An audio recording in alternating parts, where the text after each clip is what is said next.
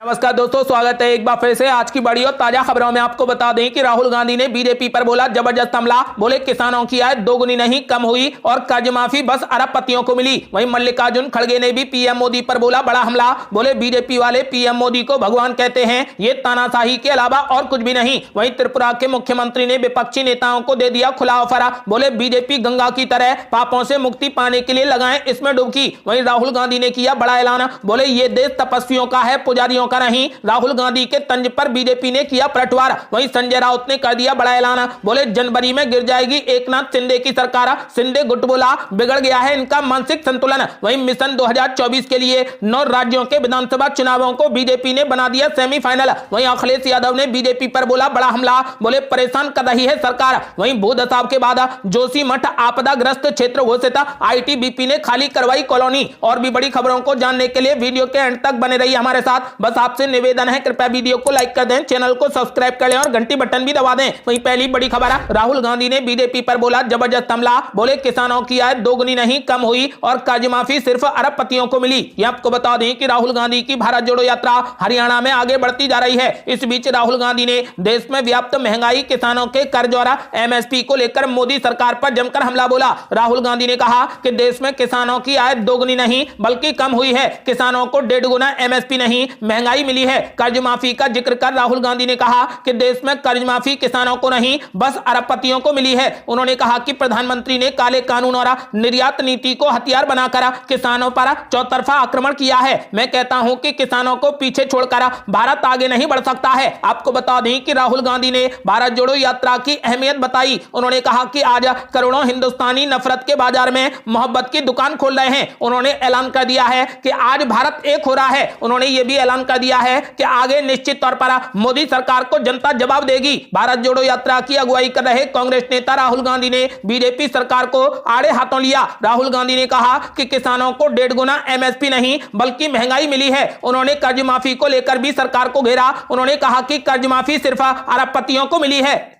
अगली बड़ी खबर, मल्लिकार्जुन खड़गे ने पीएम मोदी पर बोला जबरदस्त हमला। बोले बीजेपी वाले पीएम मोदी को भगवान कहते हैं, ये तानाशाही के अलावा और कुछ भी नहीं। ये आपको बता दें कि कर्नाटक के चित्रदुर्ग में कांग्रेस प्रमुख मल्लिकार्जुन खड़गे ने केंद्र सरकार पर जमकर हमला बोला। केंद्र सरकार पर सरकारी पदों को खाली रखने का आरोप लगाते हुए मल्लिकार्जुन खड़गे ने कहा कि 30 लाख सरकारी पद खाली पड़े हैं, मोदी जी भर नहीं रहे। हमें पूछना चाहिए 15 लाख नौकरियां SC ST के लिए आरक्षित हैं। अगर गरीबों को उनका लाभ मिलता है तो उन्हें बाहर कर दिया जाएगा, इसीलिए वे खाली पदों को नहीं भर रहे। चित्रदुर्ग में एकता समावेश कार्यक्रम में मल्लिकार्जुन खड़गे ने विभिन्न मुद्दों पर राज्य और केंद्र सरकार पर जमकर हमला बोला। कर्नाटक में विभाजन पैदा करने के लिए बीजेपी और बंबई के नेतृत्व वाली सरकार को दोषी ठहराते हुए मल्लिकार्जुन खड़गे ने कहा कि कर्नाटक, तमिलनाडु और महाराष्ट्र बुद्धिमान राज्य हैं जो राष्ट्र का निर्माण करते हैं। यहां कर्नाटक में क्या हो रहा है? बीजेपी और बंबई ने जाति और धर्म के नाम पर हमारे राज्य को बर्बाद कर दिया, ऐसे बांटा। हमें बीजेपी ने यह किया। आपको बता दें कि मल्लिकार्जुन खड़गे ने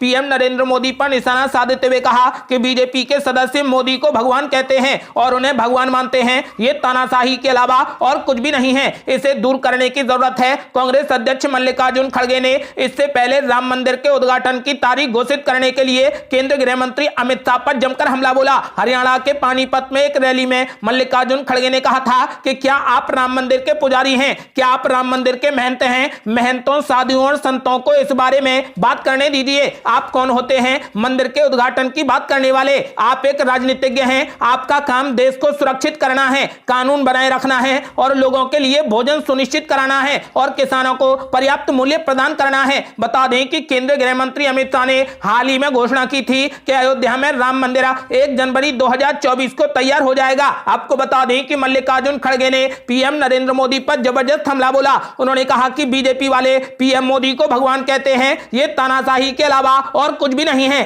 और बड़ी खबर, त्रिपुरा के मुख्यमंत्री ने विपक्षी नेताओं को दे दिया खुला ऑफर। बोले बीजेपी गंगा की तरह पापों से मुक्ति पाने के लिए इसमें लगाएं डुबकी। ये आपको बता दें कि वामपंथी नेताओं को बीजेपी में शामिल होने की अपील करते हुए त्रिपुरा के मुख्यमंत्री मणिक साहा ने रविवार को बीजेपी को गंगा नदी करार दिया। मणिक साहा ने विपक्षी नेताओं को ऑफर देते हुए कहा कि उनकी पार्टी गंगा नदी की तरह है और इसमें डुबकी लगाने से उन्हें सभी पापों से मुक्ति मिल जाएगी। मुख्यमंत्री दक्षिण त्रिपुरा के काकराबान में जनविश्वास रैली के तहत एक जनसभा को संबोधित कर रहे रहे थे। मुख्यमंत्री माणिक साह ने आगे कहा कि बीजेपी इस साल होने वाले विधानसभा चुनाव में जीत को लेकर पूरे तरीके से आश्वस्त है। उन्होंने कहा कि मैं उन लोगों से अपील करता हूं जो अभी भी स्टालिन और लेनिन की विचारधारा में विश्वास करते हैं कि वे बीजेपी में शामिल हों, क्योंकि यह गंगा नदी की तरह है। यदि आप गंगा में पवित्र स्नान करते हैं तो आपके सभी पाप नष्ट हो जाएंगे। माणिक साह ने कहा कि ट्रेन के डिब्बे अभी भी खाली हैं, खाली डिब्बे में बैठे और प्रधानमंत्री नरेंद्र मोदी हम सभी को उस मंजिल तक ले जाएंगे जहां हमें पहुंचना चाहिए था।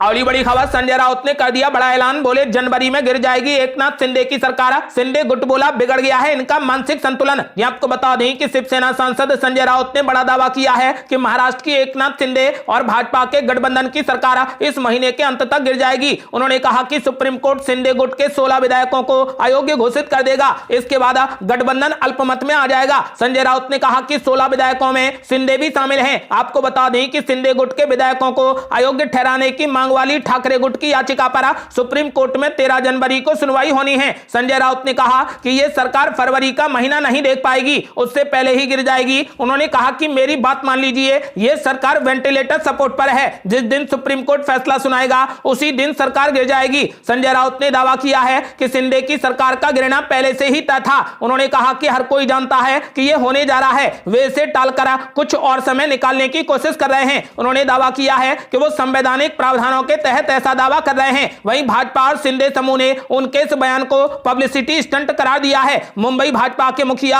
आशीष शेलार ने कहा कि बयानबाजी की उनकी आदत है। मुझे लगता है कि संजय राउत को सामना के कार्यालय में बैठकर संविधान को फिर से लिखना चाहिए, उन्हें इस बेकार की कवायद को बंद करना चाहिए। वहीं शिंदे गुट ने दावा किया है कि संजय राउत अब होश में नहीं है। विधायक संजय सिरसाट ने कहा कि मुझे लगता है कि 3 महीने जेल में बिताने के बाद संजय राउत ने अपना मानसिक संतुलन खो दिया है। अगली बड़ी खबर, मिशन 2024 के लिए 9 राज्यों के विधानसभा चुनावों को बीजेपी ने बना दिया सेमीफाइनल, बना ली बड़ी रणनीति। यह आपको बता दें कि बीजेपी मिशन 2024 को देखते हुए 2023 में होने वाले 9 विधानसभा चुनावों को सेमीफाइनल की तरह देख रही है। जिन 9 राज्यों में विधानसभा के चुनाव हैं उनमें त्रिपुरा, कर्नाटक, मध्य प्रदेश, नागालैंड, मिजोरम, मेघालय, राजस्थान, छत्तीसगढ़ और तेलंगाना शामिल हैं। आपको बता दें कि इन 9 राज्यों में सबसे पहले पूर्वोत्तर के 3 राज्यों त्रिपुरा, मेघालय और नागालैंड में फरवरी में चुनाव होंगे। यहाँ पर विधानसभा की रणनीति को ही आगे बढ़ाया जाएगा। हालांकि चुनाव परिणाम के बाद इनमें बदलाव हो सकता है। कर्नाटक में अप्रैल में चुनाव हो सकता है, यहां पर चुनाव के बाद लोकसभा की रणनीति पर काम किया जाएगा। मध्य प्रदेश, छत्तीसगढ़, राजस्थान, तेलंगाना और मिजोरम में लोकसभा और विधानसभा की रणनीति साथ साथ चलेगी। आपको बता दें कि फिलहाल 2023 के चुनाव को बीजेपी ने मिशन 2024 से जोड़ दिया है और 2023 के चुनाव को बीजेपी सेमीफाइनल समझ रही है। आपको बता दें कि 9 राज्यों के विधानसभा चुनावों में बड़ी जीत हासिल करने के लिए बीजेपी ने खास रणनीति तैयार की है। अगली बड़ी खबर, भूदसाव के बाद जोशीमठ आपदाग्रस्त क्षेत्र घोषित, आईटीबीपी ने खाली करवाई कॉलोनी। यह आपको बता दें कि जोशीमठ शहर में जान माल की सुरक्षा के लिए सरकार ने बड़ा कदम उठाया है। शहर के लगभग 1.5 किलोमीटर के भूदसाव प्रभावित क्षेत्र को आपदाग्रस्त घोषित कर दिया है। जोशीमठ का अध्ययन कर लौटी विशेषज्ञों की टीम की रिपोर्ट के आधार पर यह कदम उठाया गया है। दीर्घकालिक समाधान के लिए जोशीमठ का जियो टेक्निकल व जियो फिजिकल अध्ययन कराया जाएगा। जिन क्षेत्रों में घरों में दरारें नहीं है वहां भवन निर्माण के लिए गाइडलाइन जारी की जाएंगी। साथ ही हाइड्रोलॉजिकल अध्ययन भी कराने का निर्णय लिया गया है। वहीं जोशीमठ में भूदसाव के चलते कॉलोनी खाली कराई गई है। जोशीमठ में भूदसाव के चलते सेना ने किराए के घर में रहने वाले अपने बच्चों को अपने कैंपों में शिफ्ट करना शुरू कर दिया है। जोशीमठ में भारतीय सेना की ब्रिगेड और भारत तिब्बत सीमा पुलिस यानी आईटीबीपी की एक बटालियन तैनात कर दी गई है। अगली बड़ी खबर, कुरुक्षेत्र से राहुल गांधी ने बीजेपी और आरएसएस पर बोला जबरदस्त हमला, बोले कांग्रेस तपस्या का संगठन, बीजेपी और आरएसएस जबरन करवाती है पूजा। ये आपको बता दें कि कांग्रेस नेता राहुल गांधी ने कहा कि उनके नेतृत्व में भारत जोड़ो यात्रा को देश में हर जगह जबरदस्त प्रतिक्रिया मिली है। उनका ये पैदल मार्च नफरत और समाज में फैलाए जा रहे भय के खिलाफ है, बेरोजगारी और महंगाई के खिलाफ है। कुरुक्षेत्र के पास समाना में मीडिया को संबोधित करते हुए राहुल गांधी ने कहा कि भारत जोड़ो यात्रा को हर जगह जबरदस्त प्रतिक्रिया मिली है। यात्रा का उद्देश्य लोगों को देश की सच्ची आवाज सुनने देना भी है। इस दौरान राहुल गांधी ने एक सवाल के जवाब में तपस्या और पूजा को लेकर बीजेपी और आरएसएस पर जमकर हमला बोला। उन्होंने कहा कि कांग्रेस पार्टी एक तपस्या का संगठन है, उसको आप तपस्या में लगाते हैं तो एनर्जी आती है, जबकि बीजेपी पूजा का संगठन है, उसको आप अगर पूजा में लगाएंगे तो उसमें ताकत आती है। पूजा 2 तरीके की होती है, एक तो समान होती है कि मैं भगवान की पूजा कर रहा हूं और कुछ मांगता हूं, और दूसरी आरएसएस की पूजा अलग है, वो चाहता है है कि जोर जबरदस्ती से उनकी पूजा हो। राहुल गांधी ने कहा कि मोदी जी चाहते हैं कि जोर जबरदस्ती से उनकी पूजा हो और देश में सब लोग उनकी पूजा करें, उसका जवाब तपस्या ही हो सकती है। इस यात्रा में कांग्रेसी नहीं बल्कि लाखों लोग तपस्या कर रहे हैं। राहुल गांधी ने कहा कि यही यात्रा का संदेश है। बीजेपी कहती है कि जो हमारी पूजा करेगा उसकी इज्जत होगी। उन्होंने आगे कहा कि हिंदुस्तान का ऐसा किसान मजदूर नहीं मिलेगा जो मुझसे कम चला हो। मैं तपस्या की इज्जत करता हूं, यह देश तपस्या का है, पुजारियों का नहीं। और बड़ी खबर राहुल गांधी को लेकर हुआ बड़ा खुलासा। राहुल गांधी की इमेज में बड़ा बदलाव का इशारा है उनकी बढ़ती दाढ़ी। ये आपको बता दें कि कांग्रेस सांसद राहुल गांधी के साथ साथ उनकी दाढ़ी भी बढ़ रही है। राहुल गांधी का ये लुक चर्चा में है। अमेरिकी वेबसाइट वॉक्स ने क्राइसिस बियर्ड टर्म का इस्तेमाल किया ये बताने के लिए कि कैसे मशहूर पुरुष दाढ़ी बढ़ा रहे हैं ताकि दिखा सकें कि उनके पास सेव कराने से भी ज्यादा जरूरी काम है। तो क्या कांग्रेस नेता राहुल गांधी का ताजा अवतार उन्हें बिजी दिखाने के लिए है या फिर बड़ी चालाकी से उनकी इमेज बदलने के लिए है? चाहे जानबूझकर हुआ हो या फिर अनजाने में, राहुल गांधी का नया लुक बेहद चर्चा में जरूर है। कांग्रेसियों का इस नए राहुल गांधी में साधु, योगी, तपस्वी दिख रहे हैं, तो वहीं विरोधियों को राहुल गांधी का दाढ़ी वाला look Saddam Hussain, Forrest Gump और कार्ल मार्क्स की याद दिला रहा है। और बड़ी खबर गौतम अडानी ने बताया राहुल गांधी के हमले के फायदे। बोले राहुल गांधी ने मुझे इतना चर्चित कर दिया कि आज मैं यहां हूं। यह आपको बता दें कि कांग्रेस पार्टी के पूर्व राष्ट्रीय अध्यक्ष राहुल गांधी केंद्र की नरेंद्र मोदी सरकार पर हमला करने के क्रम में अडानी ग्रुप को अक्सर घेरते नजर आते हैं। पहली बार गौतम अडानी ने इस मामले में खुलकर बोला है। एक टीवी इंटरव्यू के दौरान जब उनसे इस बारे में पूछा गया तो उन्होंने कहा कि उनके द्वारा किए गए हमलों का उन्हें खूब लाभ हुआ है। गौतम अडानी ने कहा कि 2014 के चुनाव के दौरान और उसके बाद राहुल जी ने जो मेरे ऊपर लगातार हमले किए उससे लोगों को भी मेरे बारे में जानने समझने का मौका मिला। इसकी वजह से आज मैं यहां पर हूं। इंडिया टीवी के कार्यक्रम आपकी अदालत में गौतम अडानी ने कई मुद्दों पर खुलकर अपनी बात रखी। उन्होंने कांग्रेस और राहुल गांधी के द्वारा लगाए जाने वाले आरोपों का भी जवाब दिया। गौतम अडानी से जब पूछा गया कि क्या आप नरेंद्र मोदी के प्रधानमंत्री होने का उन्हें लाभ मिलता है तो उन्होंने इसे सिरे से खारिज कर दिया। अडानी ने कहा कि पीएम मोदी से उन्हें कोई भी व्यक्तिगत लाभ नहीं मिलता। इंटरव्यू में राहुल गांधी को लेकर पूछे गए सवाल पर गौतम अडानी ने कहा कि राहुल जी एक सम्मानीय नेता हैं, उनको भी पॉलिटिकल पार्टी चलानी है, उनकी विचारधारा की लड़ाई होती है, उसमें आरोप प्रत्यारोप होता है। मैं तो एक सामान्य उद्योगपति हूं, मैं मेरा काम करता हूं और वो पॉलिटिक्स अपने हिसाब से करते हैं।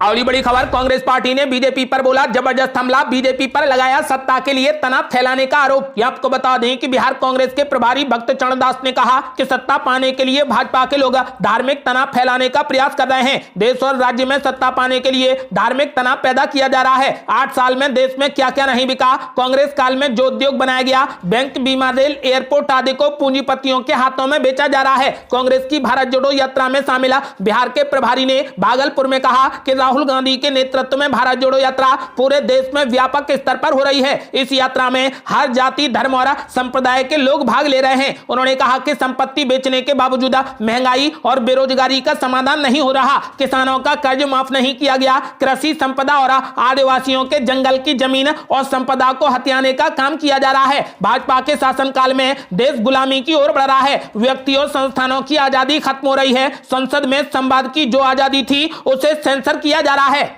अगली बड़ी खबर शरद पवार ने कर दिया बड़ा ऐलान। बोले कांग्रेस, एनसीपी और शिवसेना मिलकर लड़ेंगे आगामी चुनाव। ठाकरे के साथ हैं जमीनी कार्यकर्ता। ये आपको बता दें कि राष्ट्रवादी कांग्रेस पार्टी प्रमुख शरद पवार ने रविवार को 2024 के महाराष्ट्र विधानसभा और लोकसभा चुनाव शिवसेना के उद्धव ठाकरे गुट और कांग्रेस के साथ मिलकर लड़ने का समर्थन किया है। शरद पवार ने दावा किया है कि शिवसेना में टूट के बाद भी कट्टर शिव सैनिकों में से अधिकांश जमीन पर काम कर रहे हैं और उद्धव ठाकरे के पीछे खड़े हैं। उन्होंने कहा कि विधायकों और सांसदों ने भले ही एकनाथ शिंदे के नेतृत्व वाली शिवसेना के साथ में गठबंधन कर लिया हो, लेकिन जब चुनाव होंगे तो उन्हें भी पता चल जाएगा कि लोगों की राय क्या है। आपको बता दें कि शरद पवार ने ऐलान कर दिया है कि आने वाला विधानसभा और लोकसभा का चुनाव कांग्रेस पार्टी और शिवसेना के साथ मिलकर लड़ा जाएगा। अगली बड़ी खबर पार्टी बिखरने के बाद गुलाम नबी आजाद का बड़ा ऐलान। बोले मतदाता मेरे साथ हैं तो 10 से 12 नेताओं की कोई चिंता नहीं। ये आपको बता दें कि जम्मू कश्मीर के पूर्व मुख्यमंत्री और डेमोक्रेटिक प्रोग्रेसिव आजाद पार्टी के अध्यक्ष गुलाम नबी आजाद ने उनकी पार्टी के नेताओं के साथ छोड़ने पर कहा कि जब तक मतदाता उनके साथ हैं उन्हें किसी भी बात की कोई चिंता नहीं है। उन्होंने कहा कि वो कांग्रेस छोड़कर जम्मू कश्मीर के लोगों की दुर्दशा देखने के बाद आए थे और वो किसी भी नेता के भरोसे नहीं है। गुलाम नबी आजाद ने कहा कि इस बात की कोई चिंता नहीं है कि 10 से 12 नेता दिल्ली चले गए, जब तक मतदाता मेरे साथ हैं तब तक मुझे किसी बात की कोई चिंता नहीं है। अगली बड़ी खबर, राहुल गांधी का बड़ा ऐलान, बोले ये देश तपस्वियों का है, पुजारियों का नहीं। राहुल गांधी के बयान पर बीजेपी ने बोला हमला। ये आपको बता दें कि राहुल गांधी के तपस्वी और पुजारी वाले बयान को लेकर बीजेपी लगातार निशाना साध रही है। इस कड़ी में केंद्रीय मंत्री साध्वी निरंजन ज्योति ने कहा कि राहुल गांधी ने सभी भारतीयों का अपमान किया है जो मंदिरों में प्रार्थना करने जाते हैं। तपस्वी और पुजारी एक ही चीज है। हमें उन्हें बताना चाहिए कि अगर वो अपनी कही बात पर विश्वास करते हैं तो वो जनेऊ पहनकर मंदिरों में क्यों जाते हैं? क्या वो राजनीतिक लाभ लेने के लिए मंदिरों में जाते हैं? वहीं बीजेपी के प्रवक्ता शहजाद पूनावाला ने कहा कि कांग्रेस पार्टी में डिवाइड एंड रूल का डीएनए है और वे फिर से हिंदुओं को बांट रहे हैं। शहजाद पूनावाला ने कहा कि कांग्रेस हमेशा हिंदू आस्था का अपमान करती है और हिंदू आस्था का उपहास उड़ाती है। अगली बड़ी खबर, भारत में पड़ रही कड़ाके की ठंड, जानिए अपने शहर का मौसम। ये आपको बता दें कि अगले 24 घंटों के दौरान गंगा के मैदानी इलाकों में घना कोहरा जारी रहेगा। हरियाणा, दिल्ली, उत्तर प्रदेश और मध्य प्रदेश में शीतलहर से भीषण शीतलहर की स्थिति जारी रहने की उम्मीद है। हरियाणा, पंजाब और उत्तर प्रदेश के कुछ हिस्सों में कोल्ड डे की स्थिति बनी रहेगी। लद्दाख, जम्मू कश्मीर और हिमाचल प्रदेश में हल्की से मध्यम बारिश और भारी बारिश हो सकती है। उत्तराखंड में भी हल्की बारिश हो सकती है। तटीय तमिलनाडु में हल्की बारिश की संभावना है। ये थी अब तक की बेहद बड़ी खबरें। आपका क्या मानना है? क्या 2024 में राहुल गांधी प्रधानमंत्री बनेंगे? अपनी राय हमें वीडियो लाइक कर कमेंट बॉक्स में जरूर दें। ऐसी ही ताजा और न्यू अपडेट जानने के लिए हमारे चैनल को लाल बटन दबाकर सब्सक्राइब करें और घंटी बटन भी दबा दें। जल्दी मिलते हैं बड़ी अपडेट के साथ। तब तक के लिए जय हिंद, जय भारत।